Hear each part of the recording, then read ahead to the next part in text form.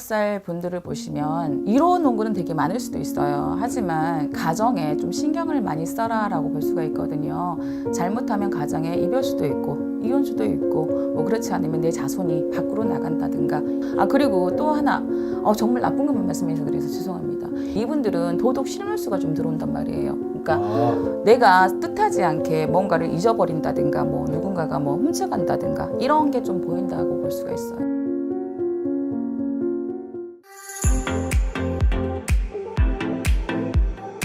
이번 시간에는 전 시간에 이어서 네. 21년도 네. 뱀띠분들 운세를 한번 네. 볼까 해요. 네네. 근데 이제 뱀띠분들 나이대가 20대도 있을 거고 30대도 있을 건데 선생님이 보셨을 때 네. 뱀띠는 조금 어떻든가요? 손님으로 봤을 때 뱀띠. 우리가 생각하는 뱀띠는 좀 거부감이 많이 생기잖아요. 그런데 좀 여리고 좀 배려심이 되게 많으신 분들이 많으세요. 그러니까 남의 아픔을 함께 해주시는 분들이 많다라고 볼 수가 있고요. 근데 뱀띠 분들은 하나에 꽂히면 계속 그거에 대한 꽂힌 게 되게 많아요. 근데 그걸 좀 이렇게 좀 없앴으면 좋겠다라는 생각이 들어요. 선생님 딱 보셨을 네네네. 근데 뱀띠 분들이 한 번씩 이게 충동적인 게 되게 많아요. 그러니까 연애운 같은 거나 막 이런 거 보면요. 한 번 이 사람한테 꽂히면 그냥 쭉 가려고 하는 그런 게 있어요. 그러니까 약간의 스토커 같은 그런 분들은 좀 주의하시는 게 좋다고 볼 수가 있습니다. 그러면은 20대 뱀띠 네. 이제 20살 내년에 이제 21살 그렇죠. 예.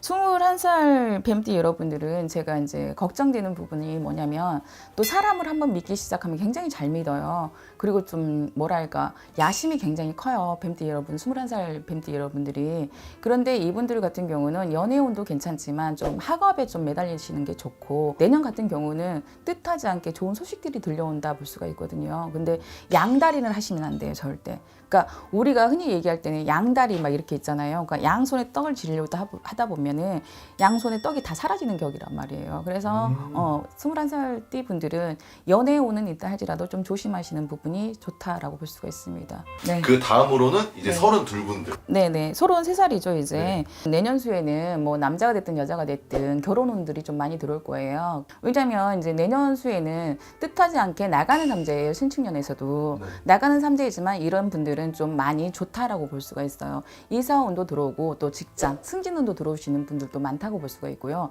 욕심을 근데 너무 많이 부려서는 안 좋다라고 볼 수가 있거든요. 잘못하면 파살로 들어가기도 하거든요. 그러니까 파괴살이라는 거는 내가 좋다가도 내의 욕심이 너무 가하다 보면 이게 흐트러져 버리는 게 파괴살이에요. 그래서 그런 거를 좀 조심하시는 게 좋고 내년 수에는 이분들은 좀 결혼운도 많고 연애운도 많아요. 근데 7, 8월 달을 조심해라 라고 하시거든요. 그러니까 물가 쪽을 될 수 있으면 가지 않으시는 게 좋고 될 수 있으면 해외여행을 많이 피하는 것이 좋다라고 볼 수가 있거든요. 근데 이런 분들은 내년에 결혼하신 분들은 좋은 일들이 굉장히 많이 생길 거라고 생각합니다. 그 다음에 이제 세 번째로 44, 45이 되시죠? 네네. 45살 분들을 보시면 이로운 농구는 되게 많을 수도 있어요. 하지만 가정에 좀 신경을 많이 써라라고 볼 수가 있거든요. 잘못하면 가정에 이별수도 있고 이혼수도 있고 뭐 그렇지 않으면 내 자손이 밖으로 나간다든가 이런 수전이 좀 일어난다라고 볼 수가 있거든요.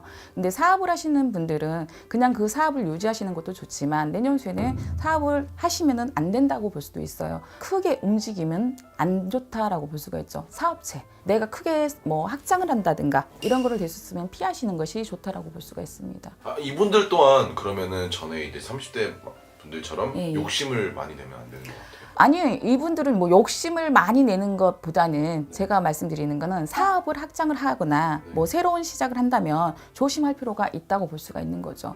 그리고 또 하나, 정말 나쁜 것만 말씀해서 그래서 죄송합니다.